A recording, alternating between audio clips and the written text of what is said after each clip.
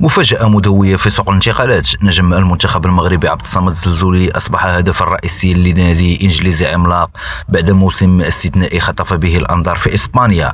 مرحبا بكم في فيديو جديد. أرقام مرعبة، اهتمام من كبار البريمير ليج وصفقة قد تصل إلى 60 مليون يورو. فهل يقترب الزلزولي من مغادرة الدوري الإسباني نحو أقوى دوري في العالم؟ دخل نادي نيوكاسل يونايتد الإنجليزي بقوة على خط التعاقد مع الدوري المغربي عبد الصمد الزلزولي بعدما قدم واحدا من أفضل مواسمه الكروية على الإطلاق. وتمكن الزلزولي هذا الموسم من تسجيل 14 هدف وتقديم 13 تمريرة حاسمة في أرقام جعلته واحدا من أبرز الأجنحة الصاعدة في أوروبا. وبحسب تقارير إعلامية إسبانية فإن إدارة نيوكاسل تعتبر التعاقد مع النجم المغربي أولوية استراتيجية خلال فترة الانتقالات الصيفية المقبلة، خاصة مع اقتراب رحيل بعض نجوم الفريق وعلى رأسهم أنطوني جوردون.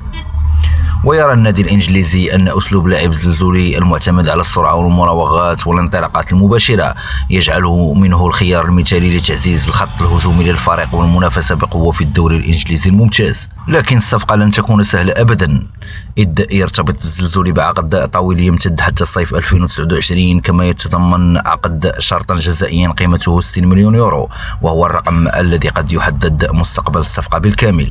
ورغم أن نيوكاسل كان يفكر في البداية بتقديم عرض أقل، إلا أن الأداء الاستثنائي للنجم المغربي هذا الموسم رفع من قيمة اللاعب بشكل كبير. كما أكدت التقارير وجود منافسة قوية من أندية أخرى أبرزها أستون فيلا، إضافة إلى اهتمام مستمر من برشلونة الذي يراقب وضع اللاعب عن قرب. وفي حالة تمت الصفقة فإن نادي إشبيلية سيستفيد ماليا بشكل كبير، رغم وجود اتفاق سابق يمنح برشلونة نسبة من أرباح البيع. وبات عبد الصمد الزلزولي اليوم قريبا أكثر من أي وقت مضى من خوض تجربة جديدة في الدوري الإنجليزي الممتاز بعد الموسم الكبير الذي قدمه. ويبقى السؤال الآن، هل ينجح نيوكاسل في حسم الصفقة، أم أن ناديا آخر سيفاجئ الجميع ويدخل بقوة لخطف النجم المغربي؟ الأيام القادمة قد تحمل أخبارا نارية لجماهير أسود الأطلس. نشكركم على حسن المتابعة، وفي فيديو قادم بإذن الله.